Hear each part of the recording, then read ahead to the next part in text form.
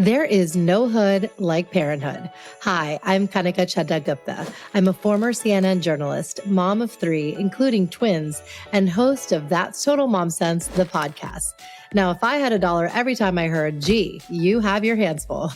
On my show, I interview change makers on their life lessons, legacy, and superpower of intuition, which I call our mom sense and dad sense. I've had the privilege of working with Mom 2.0, March of Dimes, and the White House, and have had some pretty amazing parents on my show. Hey, what's up? I'm Kelly Rowland. Hi, this is Chelsea Clinton. It's me, Bobby Brown. Can't wait to share my story. That's Total Mom Sense is a production of the Evergreen Podcast Network. Be sure to subscribe wherever you listen to podcasts and on YouTube so you never miss an episode. To join my tribe, visit that'stotalmomsense.com and follow me on Instagram at Kanika Chadda Gupta. Now let's dive into today's episode. Why are you so stressed? You look tired. It's not like it's a life or death situation. What do you do when you hear phrases like these? Does your heart race? Is your mind exploding with thoughts that you want to spew out? Do you feel a churning in your gut? According to the American Psychological Association, the APA, around 77% of people regularly experience physical symptoms caused by stress. So if you got together with 10 of your friends, 7 of you would be feeling this way.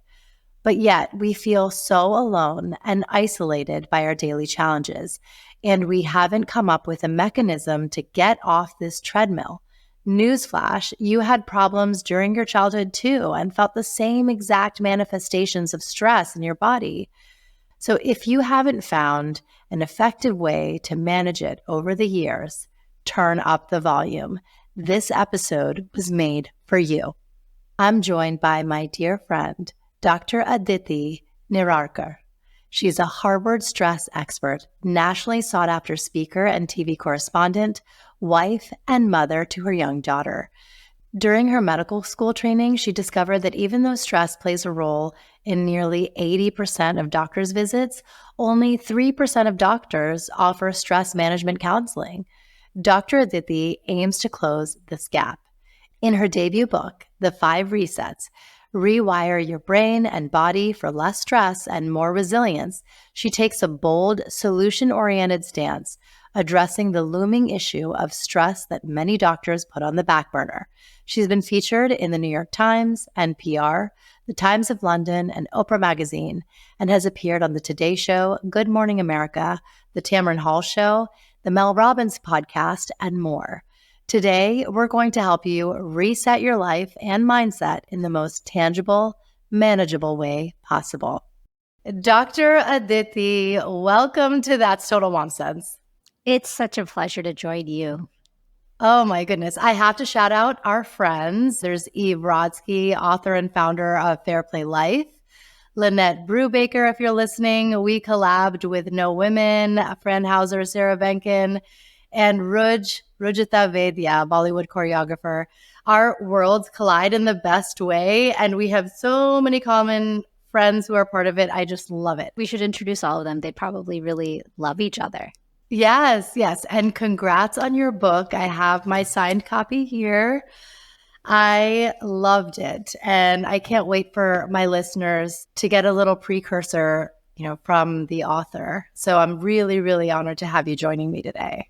Thank you. And thank you for organizing the beautiful event in New York City with No Women, Lynette, and it was just wonderful. Such a wonderful salon of conversation and connection. It was just such a joy to be a part of. Let's dive in because you are a Harvard-trained stress expert, and stress is a zoo. And so I want to start with all the different animals that come to mind in our lifetime, in our daily kind of grind. And I'm going to draw upon them as we go through this journey together. So are you ready? Ooh, I'm so ready. I haven't been to a zoo in ages. Okay. So baby chick, when you were a little chickadee, what was your childhood and upbringing like being an Indian American?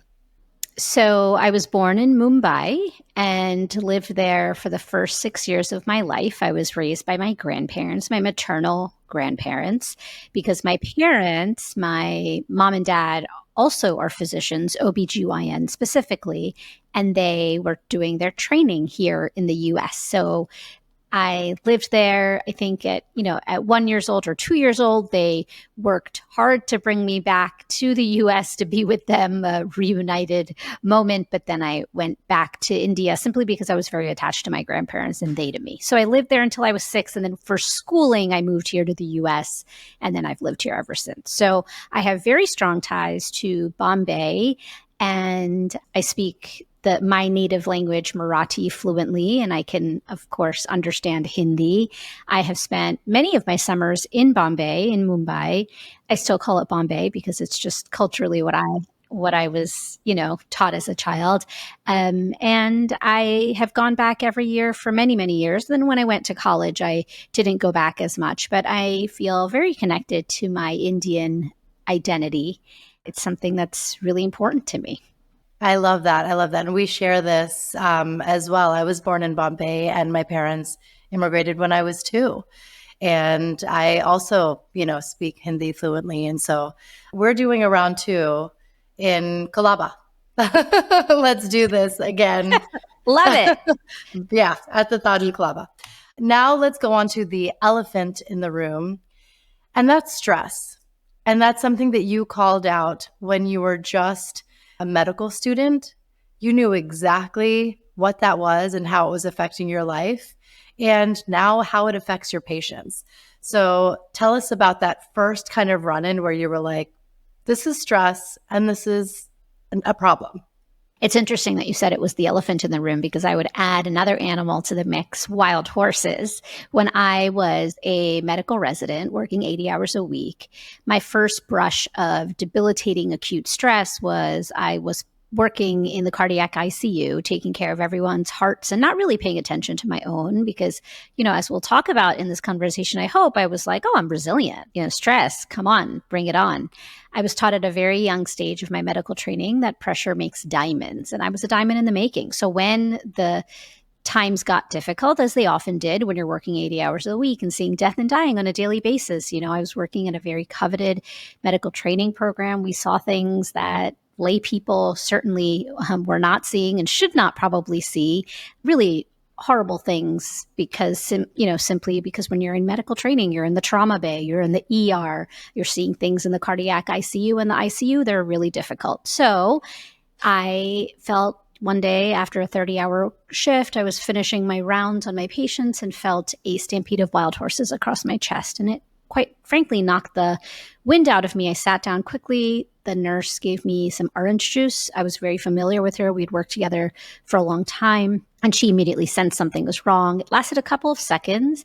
And then it just went away, magically disappeared. And I kept working. We both laughed it off like, oh, it was probably a rough night, on call.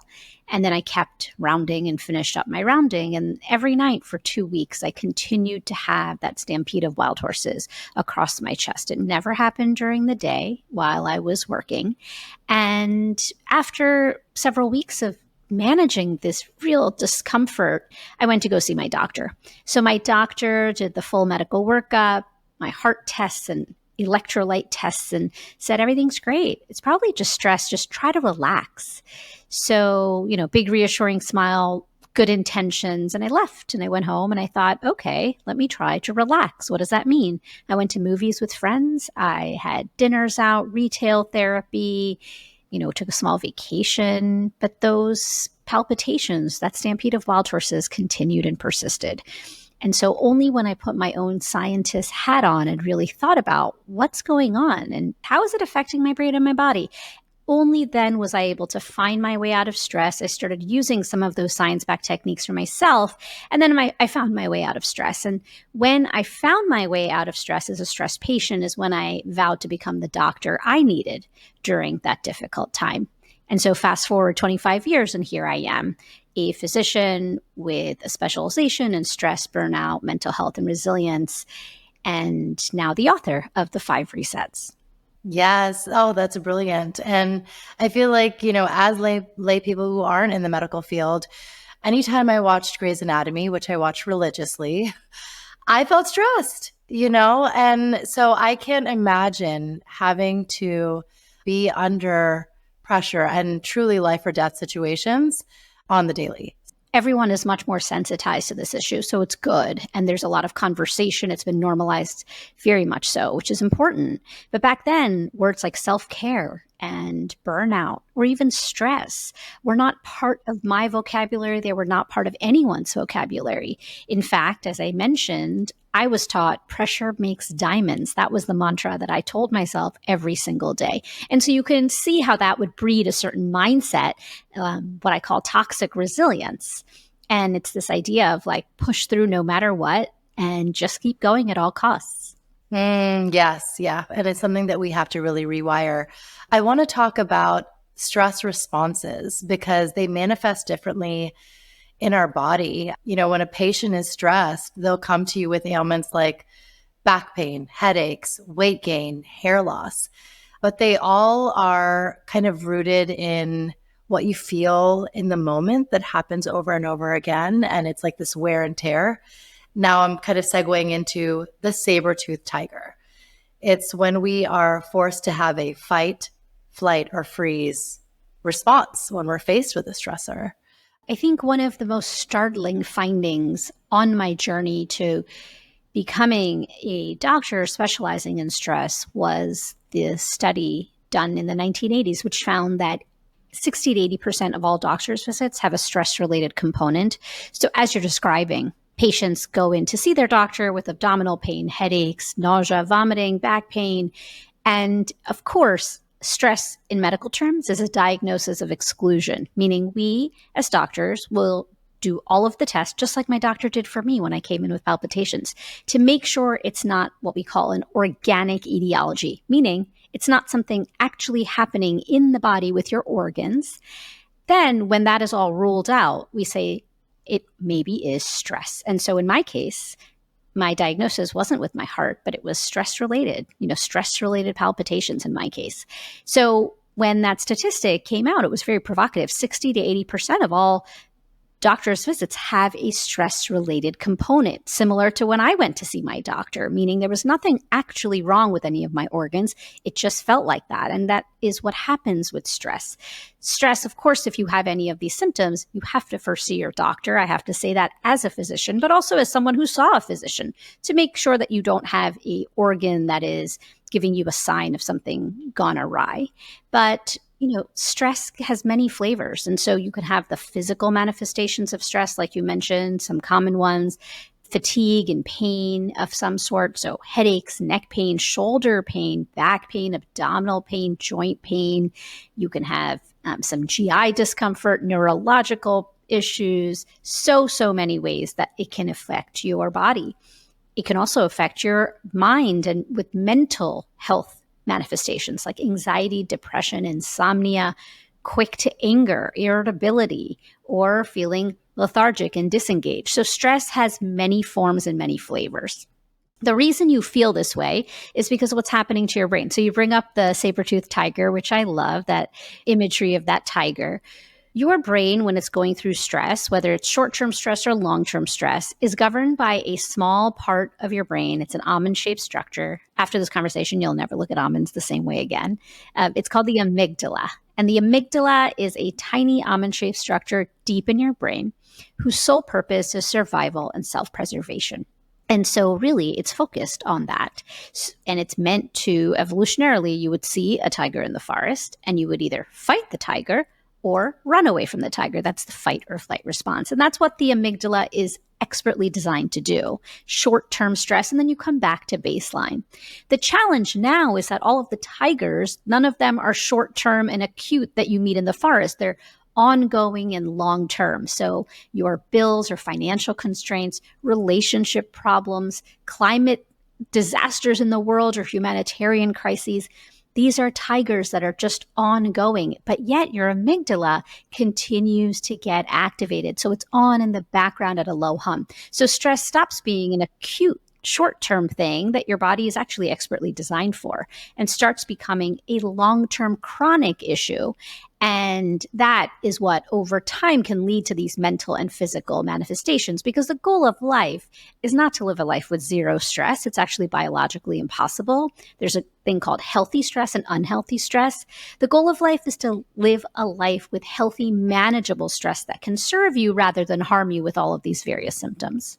Yes, exactly. And I know you speak about that in the book, adaptive versus maladaptive stress, like the stress of preparing for a job interview or going up on stage, or how kids feel before they're studying for an exam and they have that pencil in hand. Those are good stressors, and those are ones that we should be able to manage. But everything else, when we're really inside our head, are things we want to eliminate. Very common examples of healthy stress are getting a new job, getting promoted, or if you are rooting for your favorite sports team, or planning a vacation.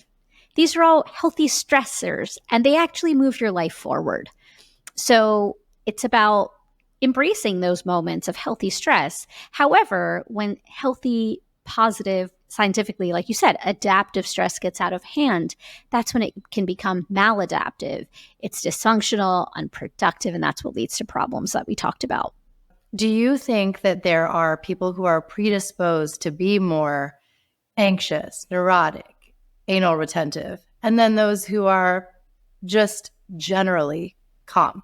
We know based on data that early adverse events in childhood can prime your brain to respond to stress in a different way than if you didn't have adverse experiences in childhood. And that's because your brain is a muscle. What you do in your day-to-day can influence your brain and actually changes the shape and function of your brain. And so, yes, you might have an adverse childhood event that can influence your brain in a way that might not be ideal, but you also have the power as you move through adulthood and the rest of your life to reshape your brain so that it can serve you. So, of course, there are people who have different ways of responding to stress, the same way that we like certain foods or sports or colors or seasons even, because we are all individuals, and stress is a universal experience. It's the human condition. Of course it is. It's a universal experience that every single human being faces at some time in their life or the other. But the way we experience stress and how it manifests in your brain and your body are different based on you, your environment, what has happened to you, and how you respond to it. Hi, this is Kanika Chadda Gupta, television journalist, founder, and podcast host of That's Total Mom Sense. Hi, everyone. I'm Claire Goss, the Senior Manager in the Education Department of Bright Horizons, and this is Play Matters with Bright Horizons. On this weekly segment, we're double-clicking on the importance of play and how it's not just a pastime, it's crucial to learning for young children. I'm here to clear up your misconceptions about play and learning. We're going to talk about the benefits of play, the different types of play, how to encourage play even when your child says, "I'm bored." So grab a notebook, the Notes app on your phone, or take some mental notes on today's takeaways and share them with your friends. Listen in, because play matters. In this installment, we'll be discussing tips for parents on encouraging play. According to Common Sense Media, kids 0 to 8 spend an average of 2 hours and 19 minutes on screens, their phones, tablets, and TV. Kids 8 through 12 spend about 4.5 hours or more. Now, when I was a kid, my parents would say, "Come home before dark," and my friends and I in the neighborhood and my sister, we'd play outside for hours. Foursquare, double dutch, catching fireflies, and going on a scavenger hunt at a lake nearby. Now, as parents of this new generation who are native to screens, we're competing with screen time because it's just readily accessible. How can we motivate kids to just get up and play outside?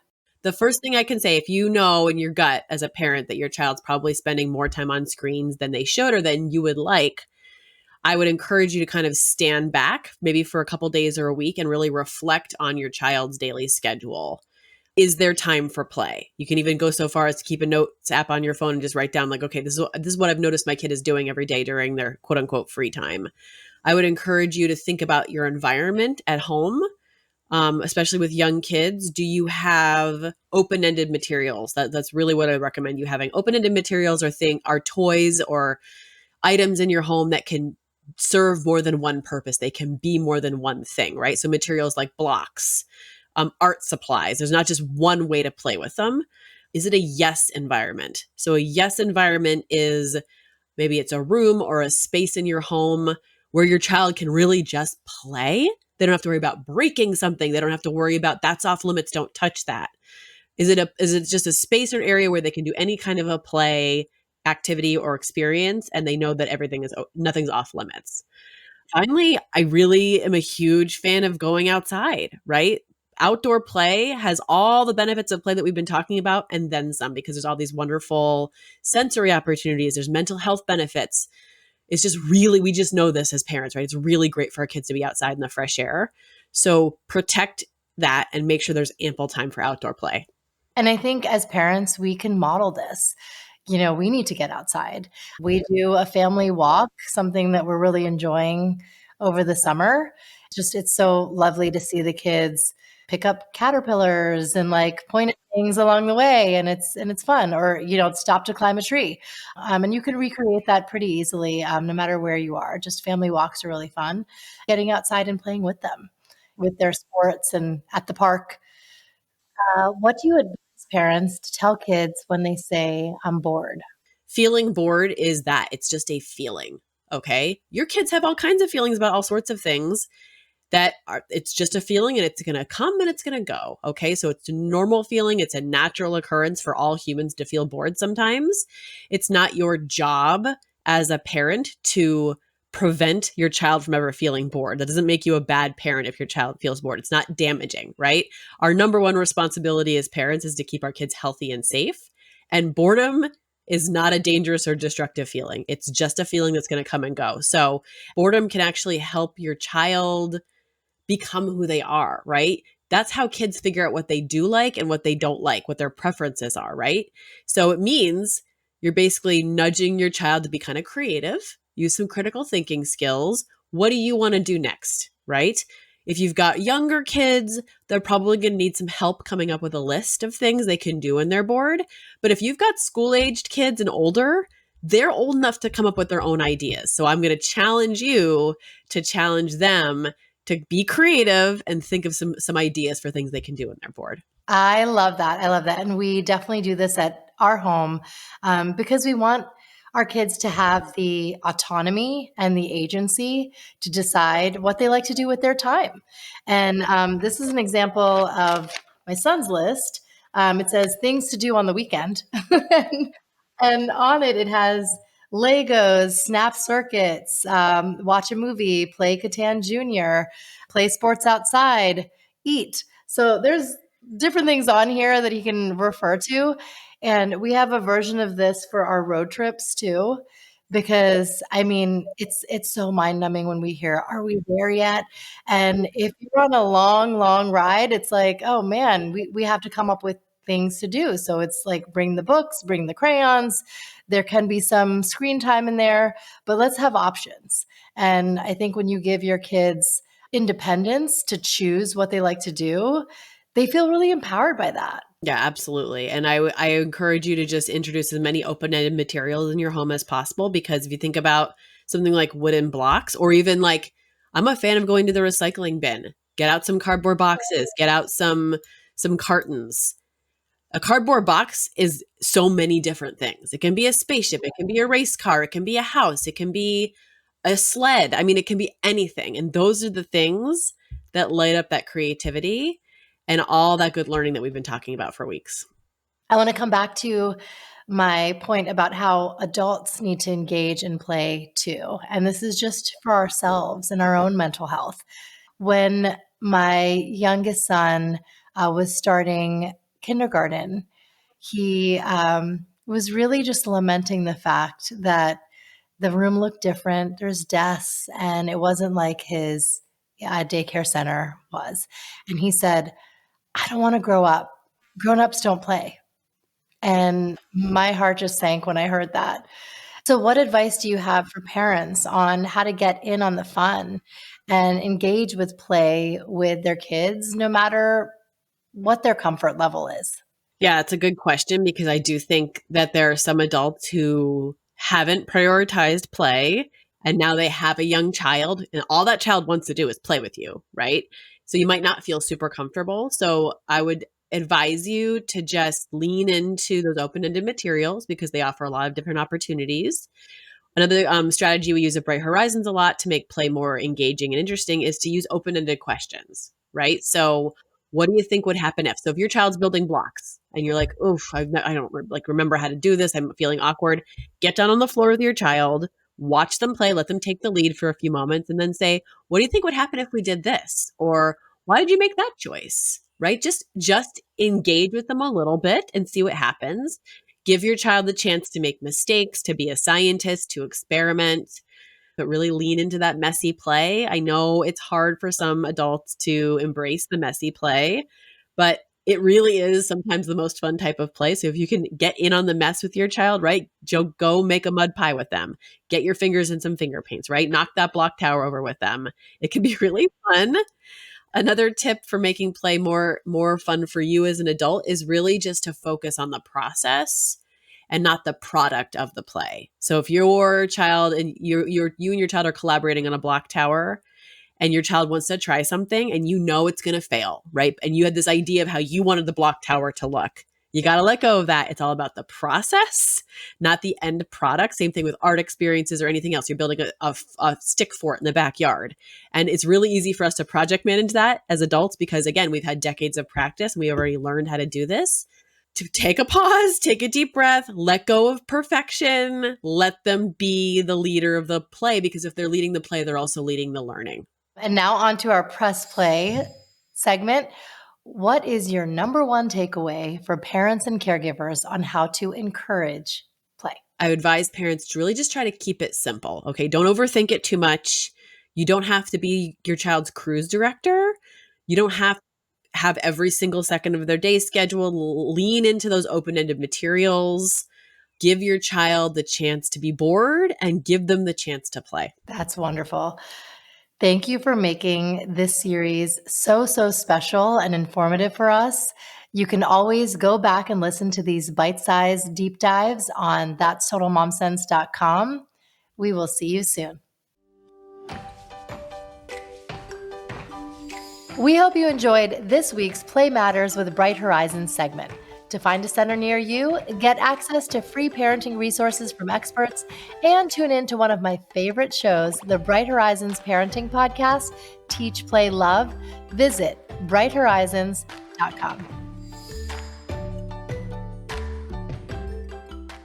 Well, I want to make sure that we're not feeling like hamsters on a wheel with this burnout, stress, rinse, repeat, and instead proceed forward with now the 5 resets. So we can be like cheetahs, full speed ahead with intention and volition. Tell us the 5 resets. So the 5 resets are 5 small but mighty mindset shifts that can help you transform your relationship to stress and burnout. They were some of the strategies that I used when I was a stressed patient and found my way out of stress. And over the past several decades, I've been able to use them with hundreds, if not thousands, of my patients. And so I wrote that being a stressed patient myself and also now being a doctor specializing in stress. It has 5 frameworks along with 15 science-backed strategies to help you overcome your stress. So it's not so much about hacks because your brain is too smart for hacks, but it teaches you the biology of stress, why your brain and body do what they do, because often that's the first step, just awareness.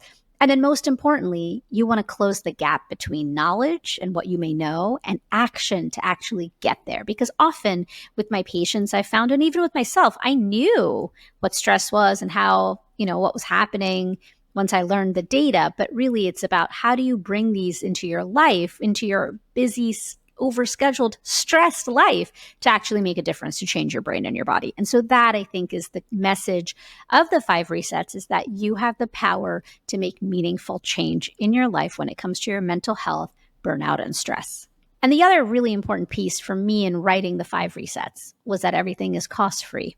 And that's because as a doctor, I have seen patients of varying resources. And so, yes, while it is wonderful to, take an hour out of your week to go get a massage or do retail therapy or take 6 months, and when you're too stressed, fly to Bali for a surf holiday. I mean, I would love that. That's one of my dreams.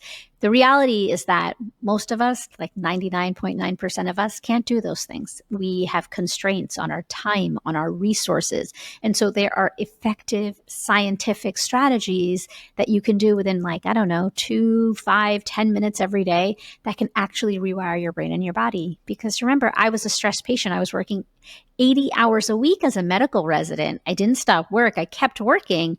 And yet I was able to overcome my stress struggle a little bit at a time using a lot of the principles in the 5 resets. Yes. Okay, let's discuss them here. The first is get clear on what matters most. When you're feeling a sense of stress, it's hard for you to get out of your own way. And that's because of your amygdala. It's not you, it's your biology. If you feel this way, you're not alone. It's not your fault, because the data shows that 70% of people, and in one study, 90% of people, are facing some form of stress and burnout right now.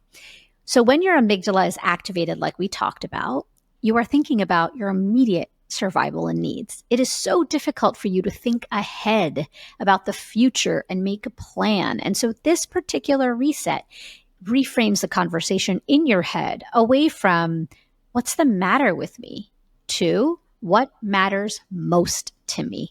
And most is an acronym. It stands for M is motivating, O objective, S small, T timely.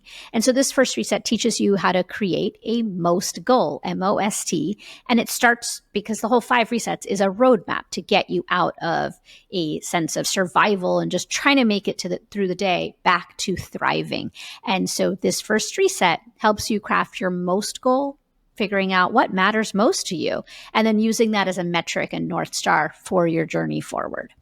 The second is finding quiet in a noisy world and setting digital boundaries, which I think is so, so important because, if we were to pinpoint why we feel so much stress, a lot of it is technology being tethered to our phone and not knowing when to shut off. So in this particular reset, find quiet in a noisy world, kind of the most important scientific foundation of it is that your brain needs rest and recovery.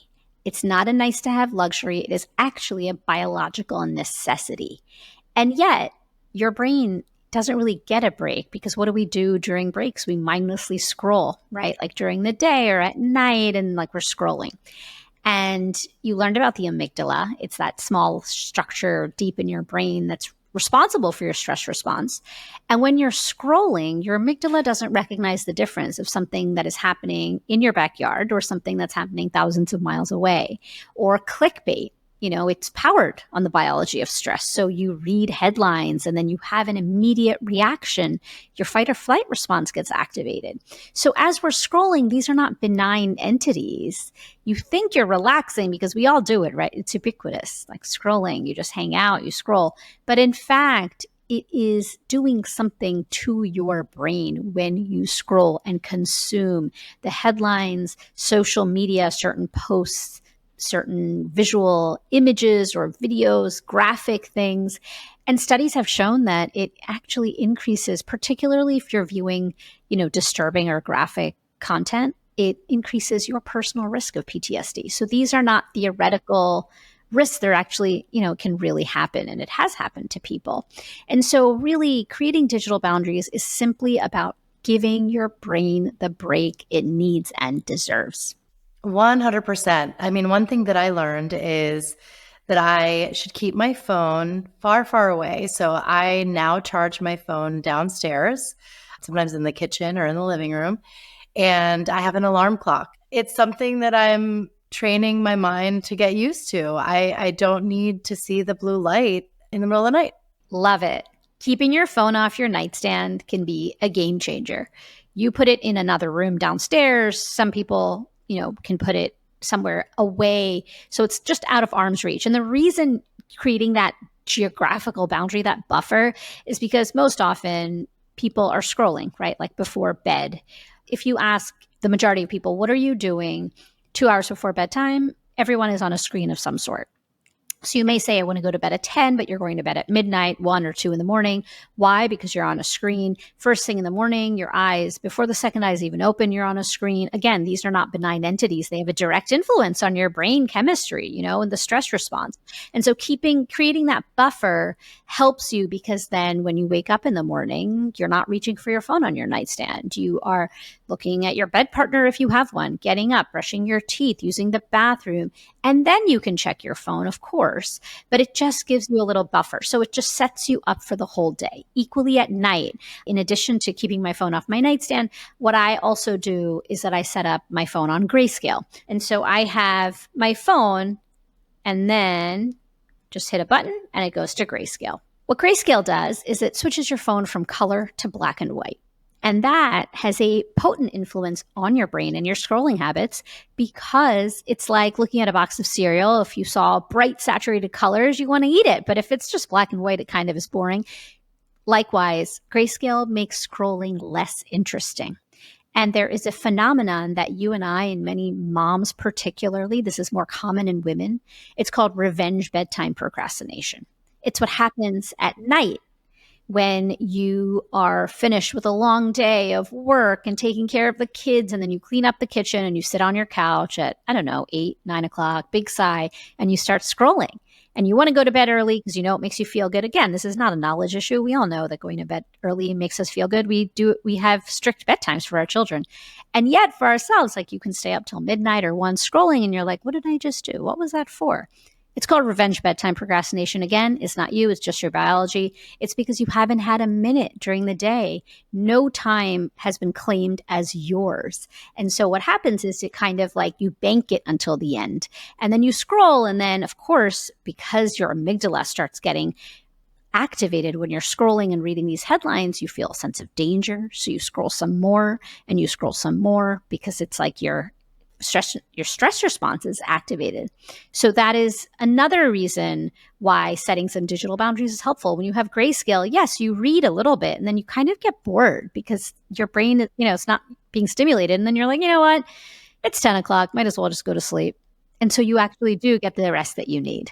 Now let's talk about syncing your brain and body. So this reset is about the mind-body connection.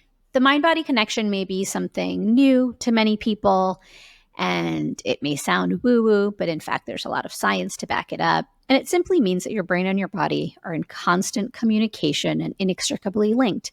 And we use terms of the mind-body connection every day. So butterflies at falling in love, your gut sense, you have a gut feeling about something.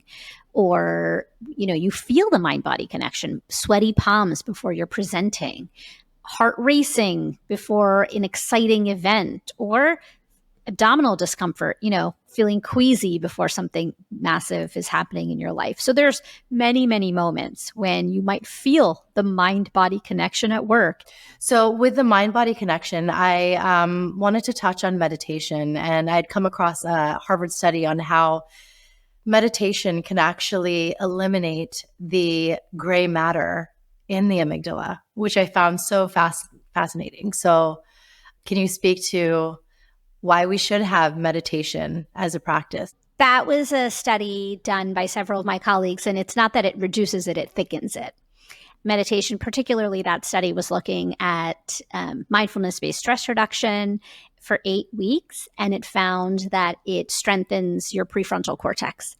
And that's a fascinating finding because it was one of the first studies that found that meditation, in fact, changes your brain.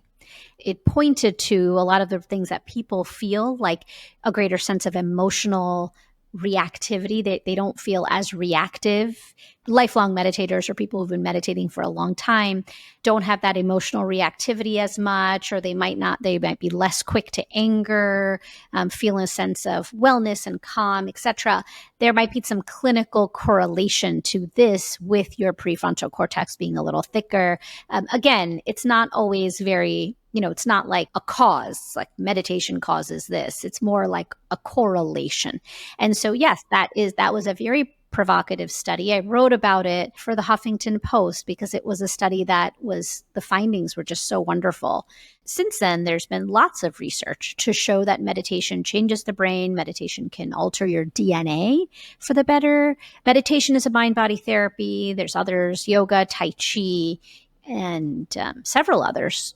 Is there a practice that you follow when it comes to meditation? I practice meditation on a fairly regular basis when I'm going through periods of stress, like deep stress. With the book launch, for example, for like those first 3 months, I was meditating every single day for 20 to 40 minutes. And then I would also say another fantastic study that came out very recently, which showed that meditation, similarly, this mindfulness-based meditation, in fact, is the equivalent of anxiety medication for those with moderate anxiety, which was truly jaw-dropping results. The next is come up for air. And I love this one because it just makes us focus on the breath. In our Indian tradition, pranayam is rooted in exactly this. So prana is our life force and yam means control, and it's controlling our breath. I love that you focus on that. So your breath is the only biological function that is under your voluntary control and your involuntary control. So your heart doesn't do that, your digestion. And so there is something to the breath being the gateway. And the other thing that the breath does, it's like a toggle between your two nervous systems. You have your sympathetic nervous system, which is the fight or flight response. And then the other nervous system called the parasympathetic nervous system. Again, big fancy scientific words.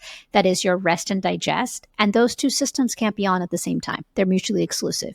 And using your breath, and the fact that it can, your breath can be just hanging out, you're just breathing, or if you can modulate your breath, you can change and you can go from one system to the other. So when you're feeling stressed, your breath is shallow, quick, rapid. That's the sympathetic system. It's the fight or flight system. You can slow down your breathing, doing diaphragmatic breathing, 4-7-8 breathing, heart-centered breathing. I explain a lot of that in this particular reset to get you out of that sympathetic fight or flight mode and to that parasympathetic rest and digest mode by using your breath. So it's a really powerful tool and a real gateway. It also helps connect the mind and the body. So it's an important mind-body-breath connection. It's an important tool to help modulate your stress response. And then the last one is bring your best self forward. What do you mean by that? Bring your best self forward is sort of the culmination of all of the former resets. And it really focuses on getting you out now. You've done all of these resets, you've done the work, you've tried all of these techniques. And so now it's about using these techniques in your everyday life, understanding that your inner critic, which is that voice, that berating voice in your head, often holds a megaphone when you're feeling a sense of stress. And so this final reset, it's about taking that megaphone out of the hand of the inner critic and really moving towards your future self. And again, that inner critic is powered by the same part of your brain, your amygdala, that also drives the stress response. So there's a lot of connection there, and it's to decrease the volume on your inner critic. And lastly, you are a lioness, you're a mom, you're a parent. And how do we teach our cubs to manage stress? Is there just one quick takeaway that you're like, when your kids trigger you, just do this? So I am not a pediatrician and I'm a doctor in adult medicine. But what I really try to do is just manage my own stress and try to be a good example. Also, because we know that when you are feeling happy and healthy, your heart has an electromagnetic field that extends 15 feet is what they say. And so really focusing on making sure that I am managing my stress the best I can, of course, as a way to be a good example for the future generation. That's beautiful. Thank you so much, Dr. Aditi, for sharing all your insights with us. And I'm so excited for my audience to get this book, and I'll link it in the show notes. Thank you so much. It's been a pleasure. Thank you so much for having me. It was such a joy to talk to you. I hope you enjoyed this episode and how we drew parallels to the zoo that is our life and our journey on this earth. I'd love to end with you finding some peace in your mind, body, spirit. So I will be including articles, studies, and even guided meditations in the show notes, as well as a link to purchase Dr. Aditi's book, The 5 Resets. Thank you so much for joining us today. Thank you, Dr. Aditi. I'm so excited to share this with my audience and have them change their lives for the better starting today. Thank you. Thanks for listening to today's episode. I hope you got some great takeaways from our conversation. Join my community by logging on to thatstotalmomsense.com. If you haven't already, please subscribe to That's Total Mom Sense, the podcast, wherever you listen, and be sure to rate and review. On socials, my handle is at Kanika Chadda Gupta on Instagram, Threads, TikTok, and X. You can also find me on LinkedIn. My episode videos are on YouTube and YouTube podcasts with highlights on YouTube Shorts. Write to me at thatstotalmomsense@gmail.com. My team and I read all your pitches and feedback and are so glad to be in touch. Remember, always trust your mom sense and dad sense. Stay strong, super parents. See you soon.